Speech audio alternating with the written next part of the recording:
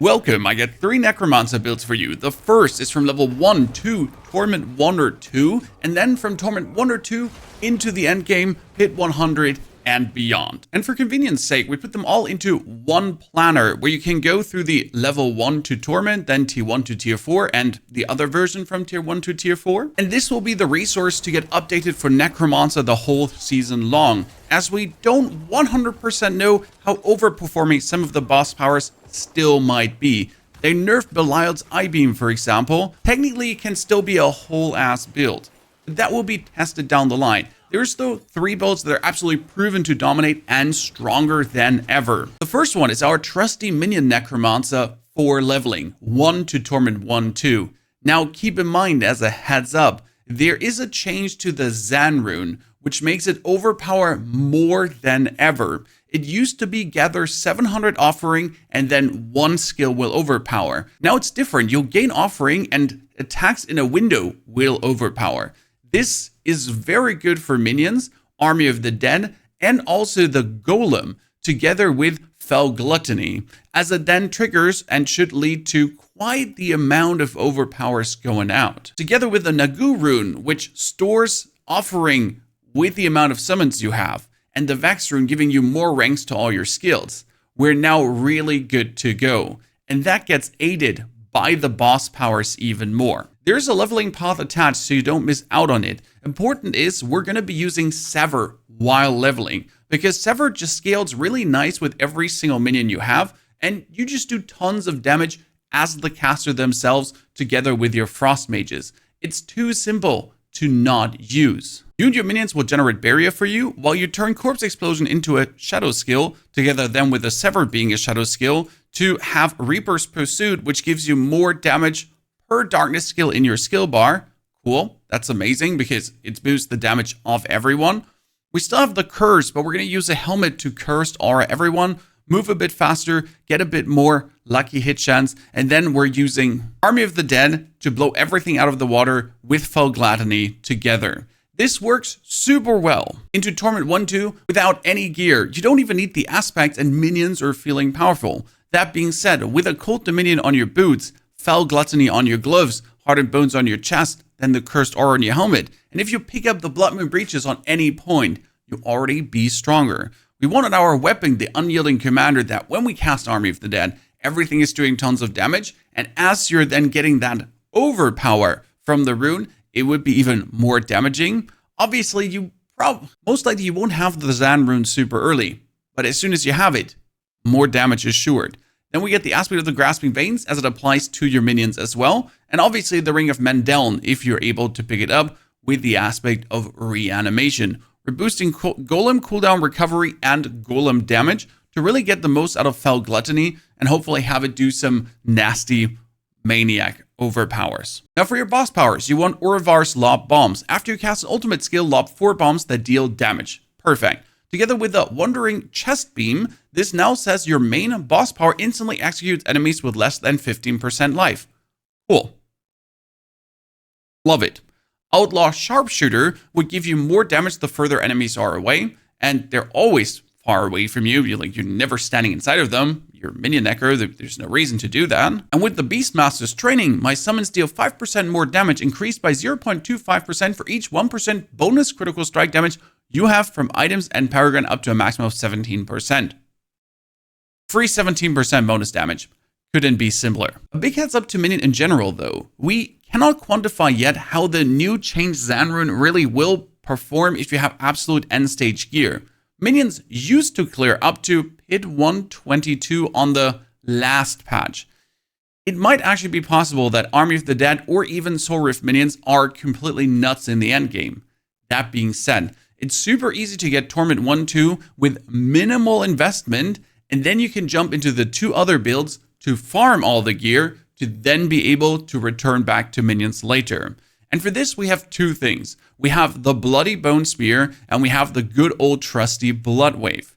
Now, Blood Wave did get neutered. It did get changed, but it is still fantastic. For the Minion Necro, before we forget it, you want Reapers with cooldown reduction. You want your Skeletal Shadow Mages later towards Torment 1, but before you're going to use the Cold Mages for bonus essences, and we're using the Blood Golem then for that triple damage. In the Paragon board, you want to fast track towards Cult Leader as quick as possible, because that's your damage gain together with the Dead Razor Glyph. Eliminator you have early as well, and then we're just going to picking up Hulking Monstrosity for that bonus damage together with the Corporal Glyph, and we go into the Scent of Death board for the damage reduction and bonus critical strike damage with the Golem Glyph for even more damage.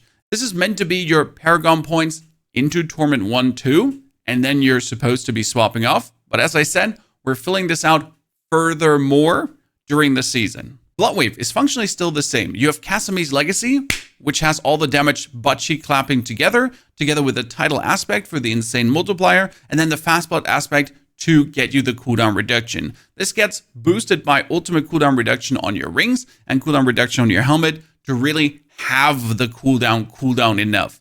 We also have the aspect of the Cursed Aura together with Decrepify that then the lucky hit chance tempers on our gear truly allow us to get the cooldown reduction on point. What's being added on top is the boss powers. We have Ouroboros Lob Bombs. After you cast an ultimate skill, we always cast ultimate skills, so you get bonus explosions on top of the explosions.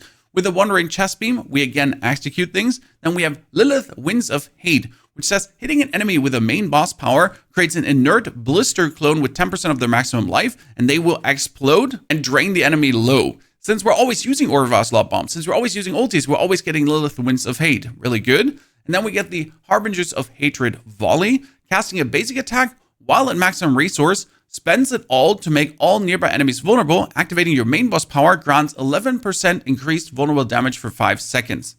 Now, you can thread in one of your basic skills, as we have the Decompose and the Reap to make everyone vulnerable, but you'll also be playing a simple lucky hit chance to make vulnerable on your rings, and this lucky hit chance to make vulnerable has then everyone be vulnerable, and you activate your main boss power, and everyone takes more damage. Now the build really takes off the more Paragon points you have. That's why I tend to recommend get yourself tier 2, because in tier 2 you have 150 Paragon points already. Very easy. Now, for the people that are still a bit new to this, and you're looking at the board and like, can I have a version with only 100 points spent? What you need to understand is that the first goal is always to hit your legendary notes. So in my case, I would fast track into this to hit Blood Begets. Then I go into the next board to hit Bloodbath, and I would already get into the next board to activate Flash Eater. Main reason is that your glyphs in the beginning are not really leveled, and therefore you're most likely not even hitting their radius correctly, because it increases at level 15, and you're not getting it activated anyways. After I get 3 legendary nodes activated, I would make sure that I then get my glyphs in and also my glyphs activated for these damage multipliers. And after then you get number 5, you can start flashing out with what you need. You need more damage reduction, you need more healing received, you need more overpower. Get the drift. You can then slowly flash it out with the additive nodes and get things like your essence, which multiplies up with your golem sacrifice further upwards. Now the new hotness around the block though will be Bloody Bone Spear. Bloody Bone Spear was okay, but didn't actually used to work correctly in Season 7 because a lot of things were not doing as they should. We have Indira's Memory, and Indira's Memory has your Bone Spear be additional blood skills and launch out of corpses. So you actually get 2 Bone Spears, and they can both overpower because all your Bone Spears are pretty much overpowering. And then an overpowering Bone Spear will actually heal you, but that didn't used to happen, so you drained more life, and you had to use either life per second, lucky hit chance to restore life, to kind of get up there. This has changed now and will do more damage than ever. There was a saying in Season 7, Bloody Bone Spear does half of the damage that we expected it to do, and 200% of the possible damage is not even working. Now in Season 8, that looks different. You're essentially rocking the Deathless Visage together with the Indira's Memory and the Path of Tragul together, to then have the Bone Dusters aspect, which says Bone Spear is guaranteed to overpower enemies within Bone Prison. That's how your Bone Spear is always going to overpower. And interestingly enough, with aspect of the Dark Dance, every 5 seconds your next core skill costs life instead of primary resource. That doesn't matter. The second part matters. It says skills that consume life deal more damage. That's it.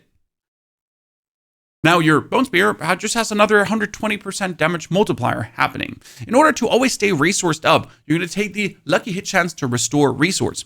Now why don't we level with this? Because in order to level with the Bloody Bone Spear, you kind of need Bone Spear deals 40% more overpower damage and restores 5% maximum life after overpowering. Together then with your Bone Prison together then with the actual Bone Dusters aspect and also the Indira's Memory. These are kind of like the key pieces, and you obviously want the Deathless Visage. So get to Torment 1-2, kill the bosses, get the pieces, and then transition over to it.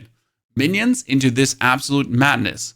With the Tam Rune, you cast non-channel core skills to then activate what for Decrepify, because we don't care about using Decrepify anymore.